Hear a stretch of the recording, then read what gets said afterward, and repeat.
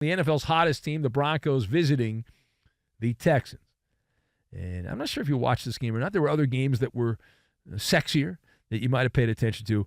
But someone named Nico Collins, we're not sure who that is, but he had a career-high 191 yards receiving and a fourth-quarter touchdown as the team from Texas able to also get an interception. Jimmy Ward picking off Russell Wilson in the end zone with 9 seconds left in the game to seal it. Houston gets a 22-17 victory over the Denver football team. The better story is in the losing locker room, so that is where we will go. Let us discuss the question, does Russell Wilson deserve to be called out? He is being called out by many for this performance. Does he deserve to be called out for his performance for the Denver football team in Houston? And I'm nodding my head. Yes, I've got snake venom, Monopoly card, and hairbrained. And we will combine all of these things together, and we are going to make some cold nachos, which is what the Broncos look like, cold nachos, the way they performed much of this game. So first of all, to answer the question, does Russell Wilson deserve to be called out? Yes! It's fair game. He's fair game. Russell Wilson's the $42 million man. And we've talked about him a lot this year. The Broncos, they got off to a terrible start. Then they turned things around and all that. But Russell Wilson, Russell with muscle, $42 million system quarterback.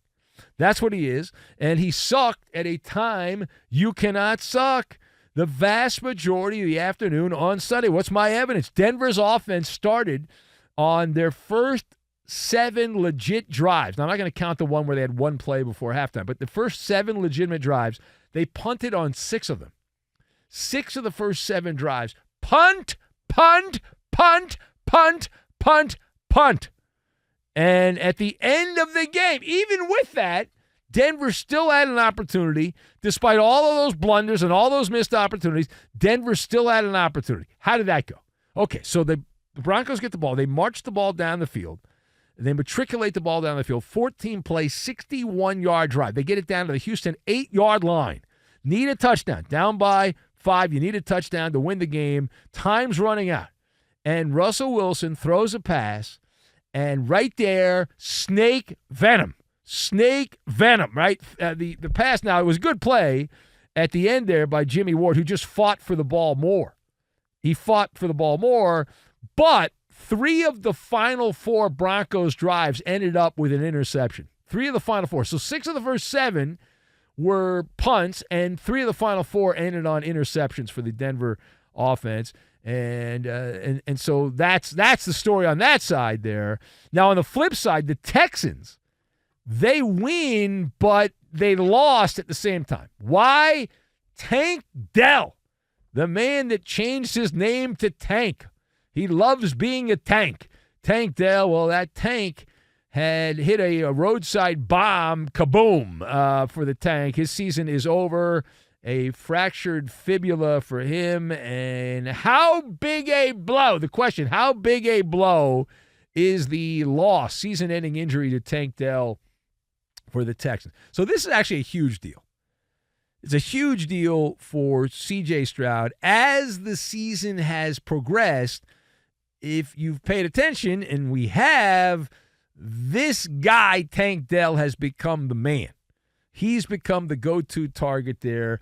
It's like an oasis for C.J. Stroud to find Tank Dell, and now he's not there. Dell finished the season with 700-plus receiving yards and 7 touchdown catches. When in doubt, Stroud would go to his happy place, and that's where the Tank was, wherever the Tank was. He'd find the football. Now it's back to the drawing board.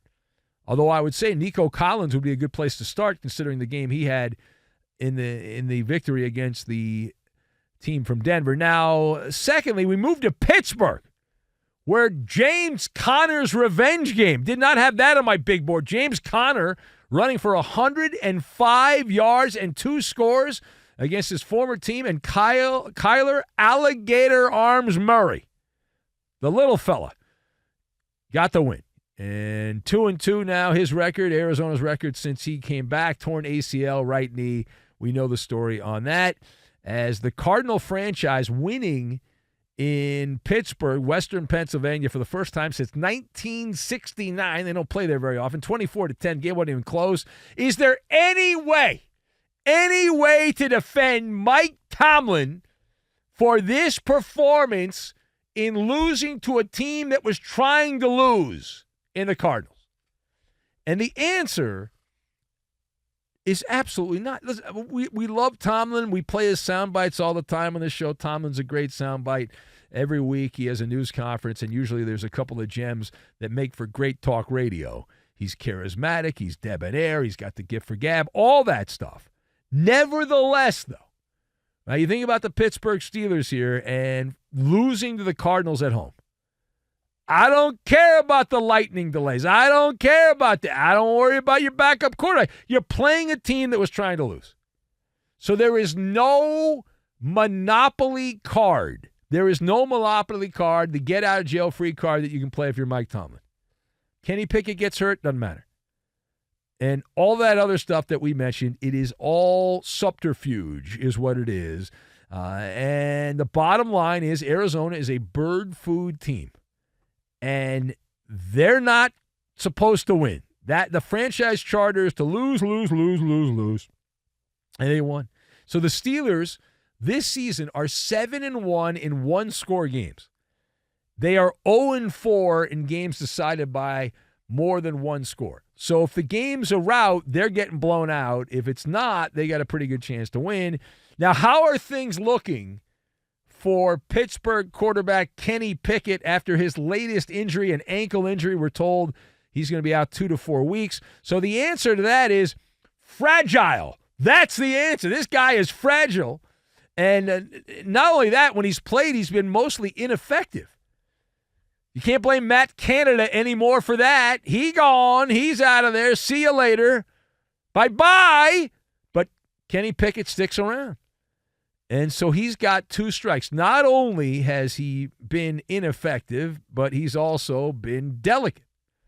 And what is my evidence on that? Kenny Pickett, in his first 25 games, has already had 5 injuries. He's been knocked out of 5 of his first 25 games with injury. And we are told that is more than people like Tom Brady or Phillip Rivers or Peyton Manning, people like that. Now, final thought. We head to the Bayou. We have a player versus fan confrontation. Now, the Detroit football team, led by Jared Goff. Jared Goff had a pair of touchdown passes. The Lions jumped out to a 21-0 lead on the shores of the Mississippi River. Detroit up 21-0. They held on. They beat the Saints 33-28 at the Superdome, but that's not the story. The fans in New Orleans were not pleased. Derek Carr got knocked out with injury, but prior to that, it was boo flat. Boo! Boo! Yeah, they were booing the hell out of this guy. And so one of the players of the Saints, Chris Olave, was asked about this. Chris Olave, the Saints wide receiver, who's put up some big numbers. He was asked if he thought the Saints fans booing the team was warranted. So what do you think Chris Olave said? Well, I'll tell you what he said. He said, quote, "There should never be boos in the home stadium," he said, "but our play just has to be better," close quote from Chris Olave. So your reaction to that? Chris Olave saying Saints fans shouldn't boo the home team. Your thoughts? So my thoughts on that. This is absurd. All right, now Olave is a good player, but this is a harebrained strategy. Does he understand the people that buy tickets are not on the payroll? Does he realize they're not extras? It's not like going to a television taping where they put the applause light on and you just, woo, wee. It's not like that. People pay a lot of money, and in these times we live in, these economic times, I mean, to have the kind of money to blow going to an NFL game, that's a lot of extra money because you got the parking, the ticket, the food, the whole thing. It's a big pain in the ass. And if you want to boo, if you're not getting your entertainment value because guys like Chris Olave are not performing up to expectations, then boo. Boo, boo, boo, boo. I always defend the boo. I am a boo defender is what I am. I stand with the boo and the right of the fan to boo. At some point, they'll ban boos. They'll say it's inhumane. You're attacking people and there's some kind of mental illness thing, and you got to get rid of booing. But I love the boos. I'm all about the boos. You have to earn the applause. Only suckers blindly give applause. Only a sucker fan. A real fan is a fan that is emotionally invested and is not a blind sheep, okay? And so if the players are dogging it, they're not living up to expectations, and the team stinks, then it is required. You're a better fan if you heckle. The better fan is a heckling fan.